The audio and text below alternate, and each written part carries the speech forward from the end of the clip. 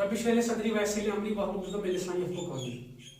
मुझे उम्मीद है आपने रिफ्लेक्शन, टाइप्स ऑफ रिफ्लेक्शन और लॉज ऑफ रिफ्लेक्शन अच्छे से पढ़े होंगे और अच्छे से समझे होंगे। आज मैं आपको इस रिफ्लेक्शन से रिलेटेड कुछ इंपॉर्टेंट क्वेश्चंस कराऊंगा जो एग्जाम के पॉइंट ऑफ व्यू से बहुत ज्यादा इंपॉर्टेंट है। वो अक्सर एग्जाम में आते हैं और आपके टेक्स्ट बुक में वो क्वेश्चंस दिए गए हैं। देखिए क्वेश्चंस किस तरह से है। आपको पता ही है कि फर्स्ट लॉ ऑफ रिफ्लेक्शन क्या है। जितना एंगल ऑफ इंसिडेंस है उतना ही एंगल ऑफ रिफ्लेक्शन भी होता है।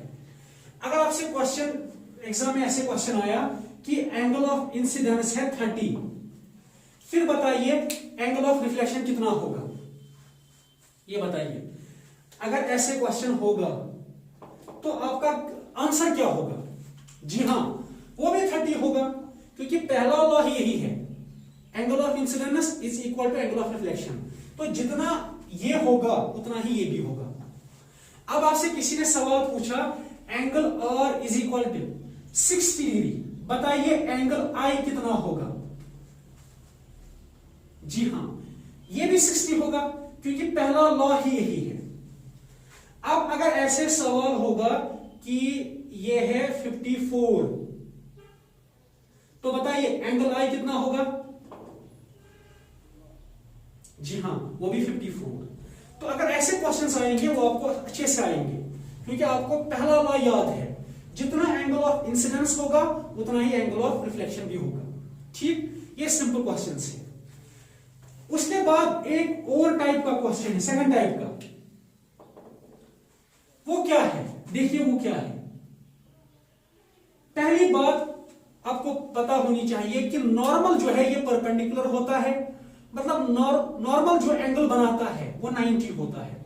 ठीक, अब चलिए, आपने इस एंगल का नाम जाना है कि ये एंगल ऑफ इंसिडेंस है, ये एंगल ऑफ रिफ्लेक्शन है, लेकिन आपको इसका नहीं पता। ये आपको हायर क्लास में पढ़ना है, इसको हम बोलते हैं ग्लेंसिंग एंगल, आपको नहीं पढ़ना इसके बारे में। लेकिन एक सवाल यहां पे जरूर आता है, वो क्या है? देखिए, अगर ये एंगल जिसको हम ग्लेंसिंग एंगल बोलते हैं ये 60 है, तो ये इसको हम नाम देते हैं, मान लीजिए एंगल ए। ग्लेंसिंग एंगल को हमने एंगल ए नाम दिया है। तो सवाल है अगर एंगल ए है 60, फिर बताइए एंगल ऑफ इंसिडेंस कितना होगा? यह सवाल है, एंगल ऑफ इंसिडेंस कितना होगा बताइए। देखिए इसको कैसे सॉल्व करना है, सबसे आसान तरीका है। आपको पता है ये नॉर्मल की अगर बात करेंगे, ये नॉर्मल जो ये पूरा एंगल बनाता है ये कितना एंगल है? 90 डिग्री। जी हां, नॉर्मल का ये सारा एंगल 90 डिग्री है। आपको बात समझ में आई होगी। अब इस सारे एंगल में कौन कौन सा एंगल आता है? ये 60 वाला भी आता है, एंगल I भी आता है। तो टोटल ये कितना है यहां से यहां तक? 90। इसमें कितने एंगल्स आते हैं? दो। कौन कौन सा? ये A वाला और I वाला। इसका मतलब अगर हम दोनों को मिलाएंगे वही बनता है 90 डिग्री। इधर देखिए, अगर हम इस एंगल A और एंगल I को मिलाएंगे मतलब ऐड करेंगे, वो कितना बनेगा टोटल? 90। अब एंगल A दिया गया है, ये कितना है? 60। इसके बदले लिखिए 60 plus angle I is equal to 90। इस एंगल I की आपको वैल्यू निकालनी है, तो 60 को ट्रांसपोज करिए, angle I is equal to, ये वहां जाएगा माइनस बनेगा, 90 माइनस 60 कितना बनेगा? 30 डिग्री। तो एंगल I 30 डिग्री आ गया। ऐसे ये प्रोसीजर है इसको सॉल्व करने का। फिर से यहां देखिए, एक और क्वेश्चन देखिए यहां। अगर आपको ये एंगल A 30 दिया गया है, बताइए एंगल I कितना होगा? फिर से वही प्रोसीजर, ये टोटल एंगल कितना है यहां से यहां तक? 90। तो ये दोनों एंगल मिला के कितना बनाते हैं? 90।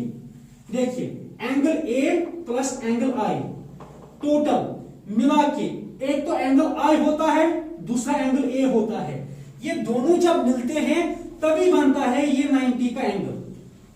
ठीक, तो इन दोनों को मिलाने से ये 90 वाला एंगल बनता है। अब बताइए उसके बाद क्या करेंगे।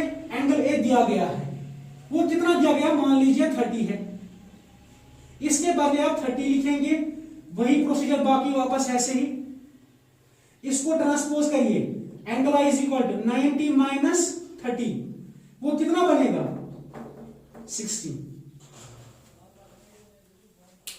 इस तरह से फिर से एक सवाल देखिए, अगर आपको दिया गया है, अब एक और तरीका है इसका। आपको अगर सवाल ऐसे दिया जाएगा कि एंगल आई दिया गया है 60, इस वक्त ए नहीं दिया गया, आई दिया गया है, ये दिया गया है 60। अब आप बताइए एंगल ए कितना होगा। अभी तक आपको ए दिया गया था, आप ये निकाल रहे थे आई, अब आई दिया गया है, ए निकालिए। फिर से वही प्रोसीजर है, कोई नया प्रोसीजर नहीं है। देखिए कैसे, तो ये दो यहां 90 एंगल बनता है, मतलब इन दोनों को, एंगल आई को और एंगल ए को मिला के कितना एंगल बनता है 90। मतलब ऐसे एंगल ए और एंगल आई को मिला के बनता है 90। फिर से वही प्रोसीजर है, एंगल ए की वैल्यू निकालनी है, आई की तो आपको पता ही है वो 60 है, 90। अब उसके बाद बताइए एंगल ए, इसको ट्रांसपोज करिए यहां, 90 minus 60, angle A is equal to 30 degree. बिल्कुल कॉमन क्वेश्चन है। एक और क्वेश्चन देखिए, अगर आपसे सवाल पूछा गया एंगल ऑफ इंसिडेंस 40 है, एंगल ए कितना होगा। फिर से वही प्रोसीजर, लेकिन अगर आपको एक्सप्लेन करने के लिए कहा जाए तो आप क्या बताओगे।